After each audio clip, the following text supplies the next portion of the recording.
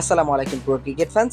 দর্শক, আপনাদের কি মনে আছে ফুটবল মহাতারকা ক্রিস্টিয়ানো রোনালদো কিন্তু কয়েক বছর আগে একটা প্রেস কনফারেন্সে এসে তিনি কিন্তু কোকা কোলার দুটি বোতল দুই হাত দিয়ে নিয়ে সরিয়ে দিয়েছিলেন, আর যেটি নিয়ে কিন্তু তুমুল আলোচনা সমালোচনা হয়েছিল ফুটবল বিশ্বে।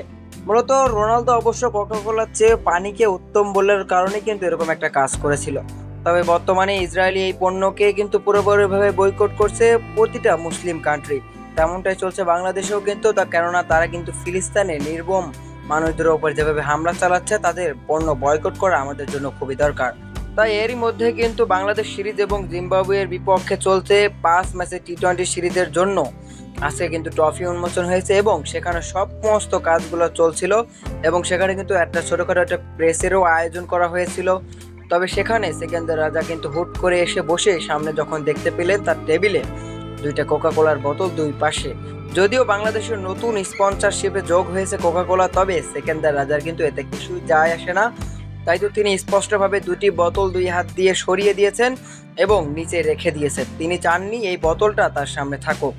মূলত এখন তিনি এই বিষয়টি ক্লিয়ার করেনি তিনি কিসের জন্য কোমল এই পানিটি সরিয়ে দিলেন। তবে অনেকে ধারণা করছে সেকেন্দার রাজা যেহেতু একজন মুসলিম ক্রিকেটার, তিনি তার ওই ফিলিস্তিনের ভাই বোনদের কথা মনে করেই কিন্তু ইসরায়েলি পণ্যকে বয়কট করেছেন জাস্ট একটা ইশারায়।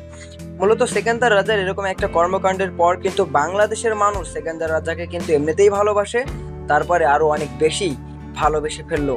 তাই তো সেকেন্দার রাজাকে নিয়ে ইতিমধ্যেই কিন্তু অনেক বেশি প্রশংসার ঝড় উঠে যাচ্ছে সোশ্যাল মিডিয়াতে। তো দর্শক, এই বিষয়টি আপনার কাছে কেমন লেগেছে অবশ্যই জানিয়ে দিবেন আমাদের ভিডিওর কমেন্ট বক্সে।